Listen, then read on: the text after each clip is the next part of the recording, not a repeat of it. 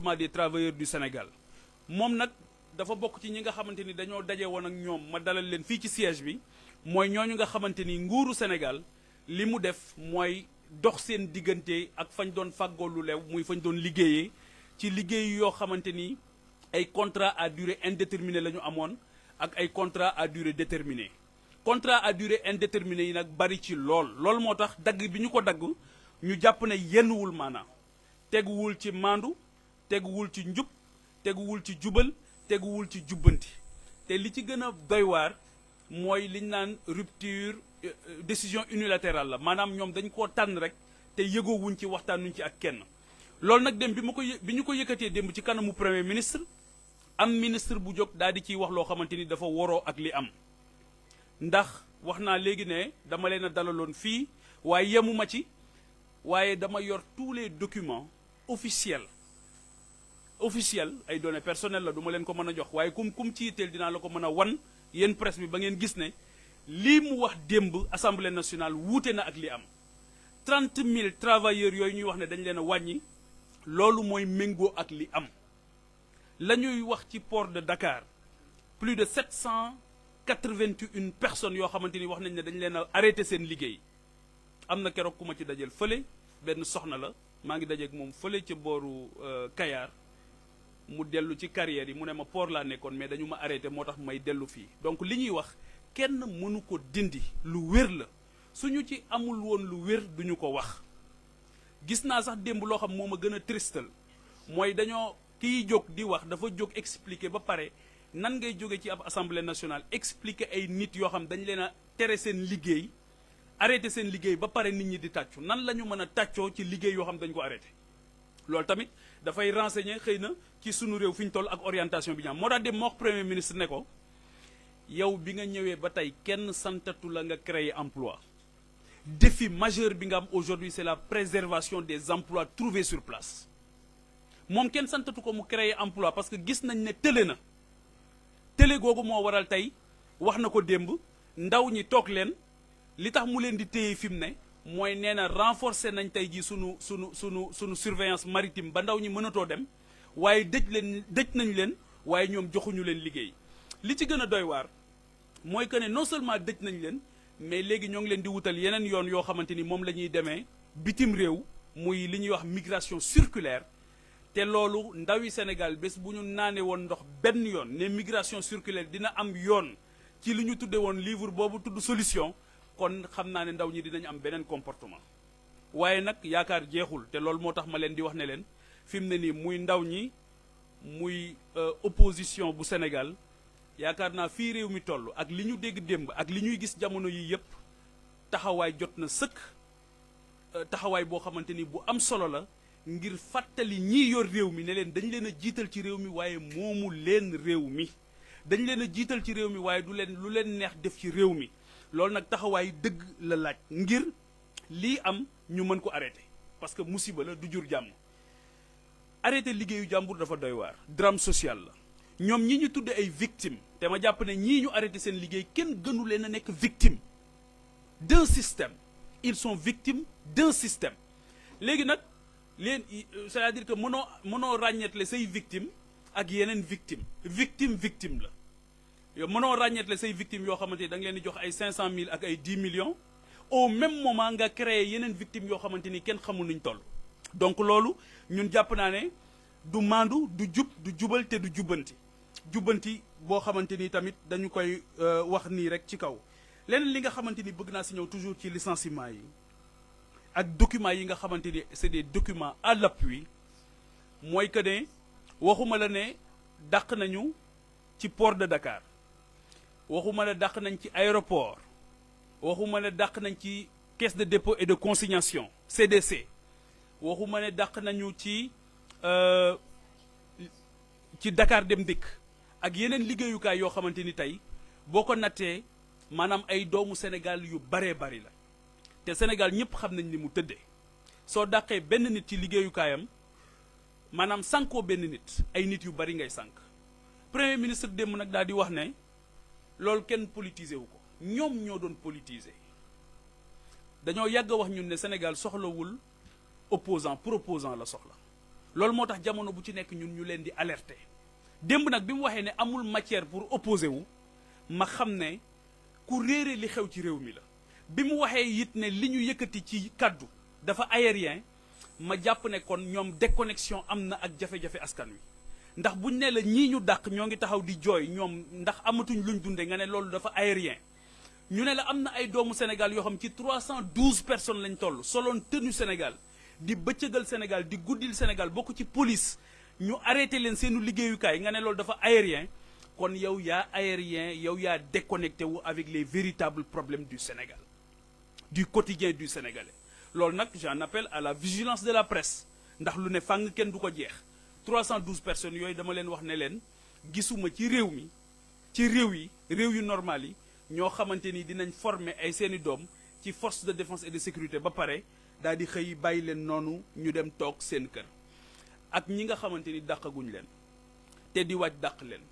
te ñu nekk ci guddi gu bët setagul ak ñi nga xam dañ leen doon xaarloo te ba tey jii gisaguñu dara ak ñi nga xamante ni tamit yéenewuñ ci ñoom lu dul daal di leen di jël ak seeni bagages dugal leen ci ay avion yóbbu leen fële nga xamante ni moom mooy Espagne ak doomu Espagne yi nga xamante ni xëy na li ñu doon xaar rek mooy buntu feeñ ba ñu mën a dellu si seen réew ñooñu moom amuñu benn chance xëy na pour dellu ci seen réew ci ñeenti at yi nga xamante ni moo fi dese nguur gi ñuy ñaan mu gaaw nekk une belle parenthèse pour qu'on puisse retrouver le Sénégal bi nga xamante ni jàpp nañ ne day nekk un Sénégal réconcilié avec ses valeurs fondatrices te valeurs fondatrices yooyu li ci jiitu mooy yërmande ci doomu aadama yi te nii ma gis ñuy doxale jàpp naa ne yërmande amu ci beneen question bi nga xam donc on sera très vigilant sur la question des licenciements te may sant bu baax di gërëm ñi nga xamante ni ñoo nekk ci kuréel googu yaakaar ñu ba ñëw daje ak ñun ngir ñu yëkkati seeni njàmbat encore une fois on a tous les documents yoo xamante ni confidentiels ay données personnelles mais c'est des documents yi nga xam dafay jëmmal ne li ministre bi wax dem premier ministre jàppale ko ci sur ces licenciements dara du wéru ci leneen li ma gën a metti mooy li ñu ne licenciement yi ay licenciement politique la ay recrutement politique la woon donc licenciement politique la bu dee ñoom ñoo nangu ne recrutement politique la woon kon licenciement politique moom moo am te ñooñu ñu licencié gisuma ci burkinabé gisuma ci malien gisuma ci guinéen ay doomu Sénégal rek lañu document yi ma leen doon wax document yëpp a ngi nii preuve à l'appui c'est des gens qui ont été licenciés de façon abusive daal di ñëw am na ci ñoo xamante ni dañu leen indil documents yi tegal la négociation bi ne la signé léegi nga dem beneen bi mooy dañoo dàq ñoo xamante ni dañoo amoon njëriñ am na ci groupe bi ku ñu recruter koo xam société ba mu nekkoon du ma tudd société bi dañ ko consacré ci at mi ñu jàll ne ci agent yi gën a xarañ la bokk kooku fi mu ne dañ ko licencié ak yeneen bi ma dajeeg ñoom it gis naa ne ay borom xam-xam lañ am na ci ñoo xam liñ dese pour dem retraite bariwul waaye rek jiiñ nañ leen ne ay politiciens lañ wala ki ñu fi nekkaloon daal kooku lañ doon jàppale moo tax ñu dàq leen Sénégal ñun ñëpp ko bokk donc loolu aussi il faut que ñu xam ko document yëpp a ngi nii wax naa léegi ay données personnelles la mais encore une fois c'est des données yoo xamante ni yu fiable la pour justifier li nga xamante ni mooy musiba yi ñu def loi mooy war a àtte lii et le premier ministre il n'est pas la loi donc moom li muy def mooy ñu dem fi nga xamante ni foofu la yoon féete nekke mbaxana nekk benn pour ñu àtte lool ci justice bi moo may dugal ci justice bi dafa seetaan ci mbir yi lii xew nii te justice moo ko war a àtte ñoom actuellement voie de recours yépp ñoo ngi koy def mais encore une fois maa ngi ñaan képp koo xam am na kàddu Sénégal mu jàppale leen ni ñu leen bëgg a def aussi naan leen dañuy toog muy dox ak yooyu yépp c'est pas vrai dëppoowul ak dëgg tooguñu muy dox ñi ma recevoir ay góor lañ ay jàmbaar lañ ay borom xam-xam lañ ci seeni liggéeyukaay tooguñu muy dox ñiy toog muy dox xàmme nañ leen mooy recrutement tout azimut yi nga xamante ni ñoo ngi koy gis un peu partout pour satisfaire une clientèle politique loolu ñëpp gis nañ ko gis nañ benn bëccëg boo xamante ni yaakaar naa recruter nañ ci 45 chargés de mission donc justice encore une fois li tax justice bi ñor ma te démb ma évoqué ko devant le premier ministre mooy justice fu mu amul jàmm du fa am justice fu mu amul jàmm du fa am te at yi yëpp bu ngeen déggee li tax ma doon artu li jur li jur loi d'amnistie bi ak li ci tegu yépp man ci ñi artu woon ngir loolu bañ a am ci la bokk waaye gis nañ ne dégluwuñ ñu woon ba loolu malheureusement am na kon artu boobu laay artuwaat tey et je suis désolé de ne pas entendre la voix de l'Union des magistrats du Sénégal sur la persécution qui est faite aujourd'hui à l'endroit du ministre de la Justice. loolu lu ma jaaxal la donc j'interpelle l'Union des magistrats du Sénégal ne ko il faut que mu nekk bouclier autour du ministre de la Justice bi nga xamante ni aujourd'hui moom à travers mandat bi ñu ko jox parce que le président de la République est la clé de voûte des institutions li ñu jaaxal mooy c'est ce même président de la République moom moo ñëw ne le peuple doit faire la pression sur la justice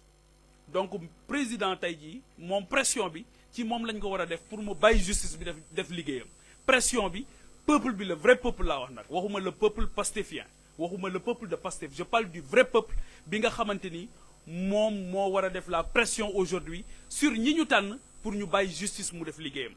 parce que justice bu nasaxee liy nasax ci réew mi dafay bari te keroog ñëpp dégg nañ Ousmane Diagne encore une fois ci assemblée nationale mu taxaw ne li ngeen bëgg yéen ñëpp da ngeen ne na justice bi bar na justice bu gaaw dafa mel ni yéen li leen yitteel mooy ñu tëj ay nit képp ku def njombe ma position est claire et nette sans équivoque képp koo xamante ni luubal nga alalu Sénégal képp koo xamante ni liñ la dénkoon jël nga ko te moomoo ko képp koo xamante ni def nga naka sudul di te loolu ma ciy bàyyi xel ñaari nit muy Simon Faye bi nga xamante ni gis ngeen démb nee nañ dañ ko def contrôle judiciaire ay caaxaan gënu koo mag tappale bu mag la waaw àndul ak maandu àndul ak yiw àndul ak njub téye nañ ko fa ñetti fan xaw ma ñeent rawatina mu nekk en temps de carême nga xamante ni ci ay tappale rek lañ ko fa teg ñi nekk ci presse bi yëpp xam nañ ne Simon ci ñi gën a dal ci ñi gën a maandu ci presse bi la bokk di def liggéeyam avec beaucoup de rigueur donc contrôle judiciaire bi ñu def sax jàpp naa ne dem nañ ba yëg ne lii ñu def ak maandu lalu ko ñu ne nañ ko defal contrôle judiciaire keneen ki nga xamante ni jàpp nañ ko ñu koy massawu te dañ ko digoon kaso chaque jour ñu ne ko dinañ la téye mooy Abdou Nguer moom tamit ñoo ngi koy massawu fi mu nekk di ko wax ne ko jaay doole rek moom moo ko fa teg jaay doole rek moom moo ko fa teg dara tegu ko fa lu dul jaay doole parce que buñ ko reproché ne dafa am lu mu wax ci jamono bi nga xamante ni kii di président conseil constitutionnel gédd na àdduna am na fi benn ministre bu taxaw wax ne l'ancien ministre des finances et du budget dañu ko rey dans des conditions atroces te kenn woowu ko ba tey kenn dégluwu ko ba tey loolu nag bu fekkee mandu la wadul bu dul mandu je laisse ça à l'appréciation des Sénégalais loolu teguwul ci njub teguwul ci mandu kon justice baa ngi jeng justice bi li ñu ci bëgg ñoom parce que démb boo ngeen déggee Ousmane ni mu wax il veut être s'auto-proclamer s'auto-désigner le président du Conseil supérieur de la magistrature parce que dégg ngeen ko sax mu wax ci benn dossier boo xamante ni actuellement pendant en justice ci West African Energy ngeen dégg mu ne man maa jël dossier bi en main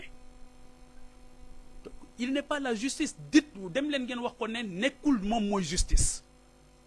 te loolu duñu ko nangu parce que Sénégal ni mu bindoo amul benn jamono boo xamante ni du am ay jëmm yoo xamante ni njub moo leen ñor dëgg moo leen ñor wax dëgg te yàlla sunu borom tax moom moo leen ñor yoo xamante ni koo mën a doon soo waxul dëgg dinañ la waxoo dëgg koo mën a doon soo wàccee njub dinañ la ne nekkoo ci njub koo mën a doon soo jubalul dinañ la jubal jubbanti nag wax ko moo gën a yomb jëf ko waaw sunu borom sax dafa wax ci alxuraan ne li ngeen di wax dañ koy dégg waaye su ngeen ko jëfee lañ koy jàpp Cheikh Abdou Lahad Mbacké yi doon na ko wax radiyallahu taala anhu li ngeen di wax dañ koy dégg rek mais su ngeen ko waxee rek lañ koy jàpp kon jubal jubbanti à l'épreuve des faits dañu gis ne dafa commencé sori fi mu ne ni ñi ñu yéene kaso ñëpp dañ leen di taf ci internet bi ne diw dafa war a dem kaso te diw moom balaa yàgg ngeen gis ñu daal di lijjanti ab dossier ba collé ko motif bëgg ko yóbbu kaso ngeen gis ci jamono boobu am ñu wax lu gën a raw loolu wax ko sax ci président de la république egg sax ci ay waajuram ba pare continuer di dox seen soxla après ça ne choque personne donc loolu jàpp naa ne il faut que ñu def ci attention encore une fois justice bi dafa bokkoon ci l'une des plus grandes promesses de ce régime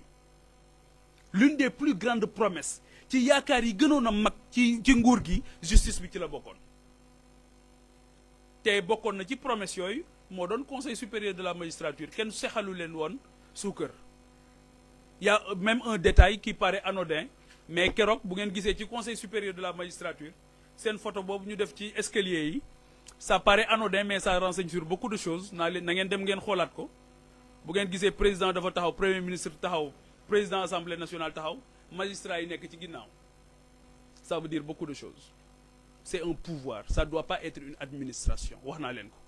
c'est-à-dire que il faut que aider à ce que mu arrêter nekk une administration judiciaire mais ñu dem véritablement vers un pouvoir judiciaire boo xamante ni avec dialogue bu am solo entre les institutions dinañ mën a dimbali Sénégal par rapport à ces enjeux de développement ak fi nga xamante ni foofu la bëgg a dem mais en l'état actuel on sent une volonté manifeste de l'exécutif pour que le judiciaire nekk à sa solde c'est inadmissible. li ma doon wax léegi bala may dellu si ci troisième point bi nga xam mooy ndar képp sunu ndaje mi gis naa ñàkk yitte gu mag ci ñi jiite réew mi li ko waral mooy gis naa fi ay borom këru liggéeyukaay yoo xamante ni seen conférence de presse kenn ci ñoom deful conférence de presse pour waxe fi nga bëgg a jëlee liñ la dénk ak fi nga ko bëgg a yóbbu da ngay def conférence de presse pour licencier ay nit ma ne ñii ñoo ñàkk yitte yow gor gi nga remplacer foofu lu métti métti moo ngi doon fay salaire lu métti métti la responsabilité la vocation première de la société moo ngi doon ci góorgóorlu kéem kàttanam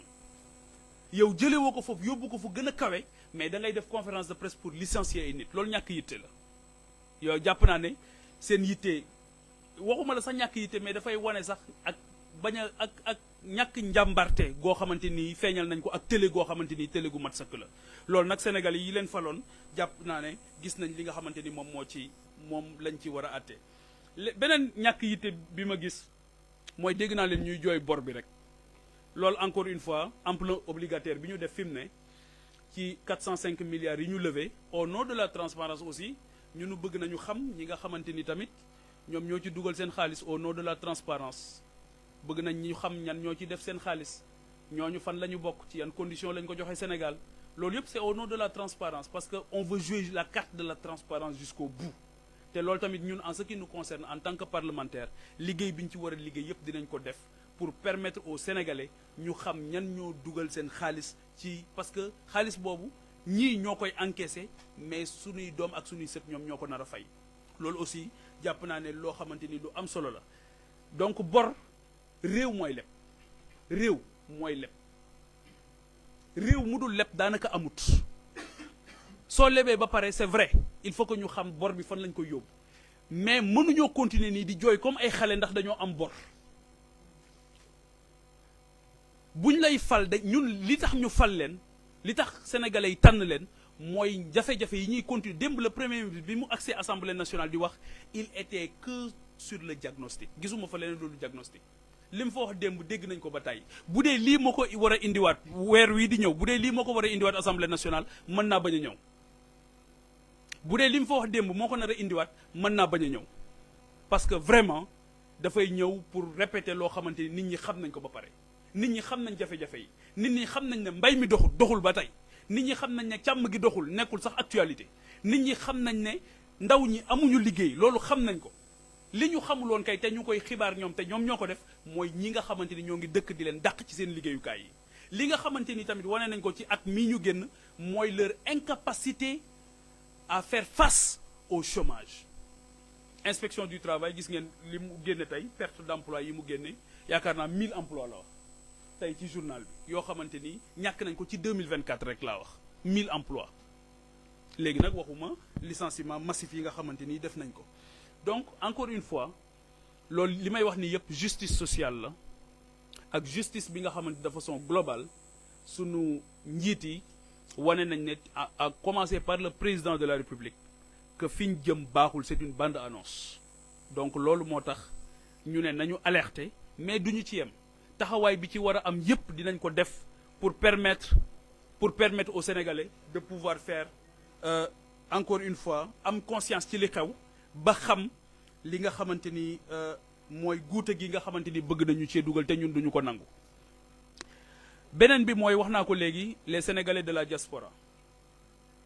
ñàkk taxawaay boo xamante ni aussi ñàkk nañ leen ko taxawu te Sénégalais de la diaspora dañoo bokk ci ñi gën a taxawu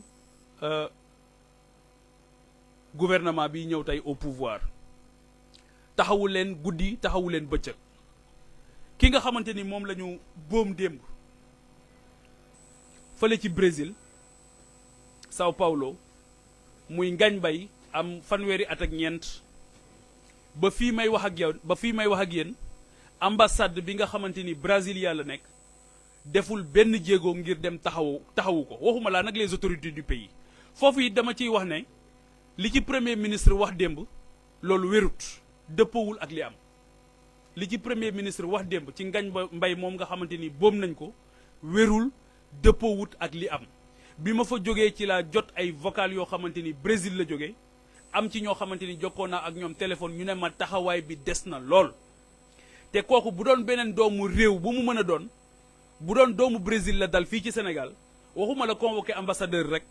waaye ki ko def dinañ leen ko jàppaloo ci saasi kon taxawaay bi des na pour les Sénégalais de l'extérieur bu weesoo ni ñu leen war a taxawoo ba nga xamante ni dinañ respecter seen dignité noonu lañ leen war a taxawoo aussi ci li nga xamante ni moom mooy seen titre de séjour wala seen titre de voyage muy lu ci mel ni passeport yi loolu tamit jàmbat nañ ma ko lool ci mission yi nga xamante ni war nañ ko am pour dimbali leen ci lool noonu ma ko jotee démb ci Brésil laa ko jotee fi nga xamante ni moom mooy Turquie ñu ciy profité di leen nuyu bu baax di leen sant di leen gërëm di gërëmaat sénégalais yi fu ñu mën a nekk parce que démb wax dëgg yàlla bi ma jógee assemblée nationale amul fu ma jotewul appel wala message ci taxawaay bi waaye surtout ci fàttali ñi nga xamante ni ñooñu lañ dénk li nga xamante ni moom mooy seen responsabilité loolu nag en tant que parlementaire maa ngi dalal xelu sénégalais yi ne dinaa ko def jusqu'au bout dinañ ci ànd aussi avec toute l'opposition ñu leen di gërëm ci seen taxawaay di leen sant l'opposition sénégalaise fait un excellent travail l'opposition sénégalaise actuellement n'est pas une opposition nihiliste du opposition boo xamante ni tamit jàpp naa ne li ma gis mooy tojul lakkut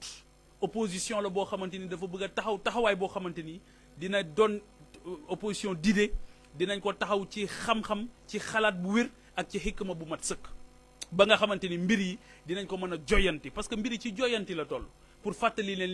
li ñu xamante ni loolu la ñu war a def te defuñu ko parce que ay ministres yu tële laa fi gis man ak ay directeurs généraux yoo xamante ni tële nañu nekk ci seen bopp te loolu taxuloon ñu fal leen loolu taxuloon ñu dénk leen donc loolu mooy li nga xamante ni bëggoon nañ ko wax démb leneen li tamit dégg naa premier ministre wax ko démb daal di tudd constitution ñu koy xamal ne ko daal di wax ne ndax xam nga disposition yi nekk ci constitution bi relative à la liberté d'expression ma koy fàttali ne ko aussi man j'ai fait toutes mes classes fàttali ko ne ko loolu ba ma koy jàng yaakaar naa ne première année laa ko jàngoon constitution bi sama livre de chevet yi ci la bokk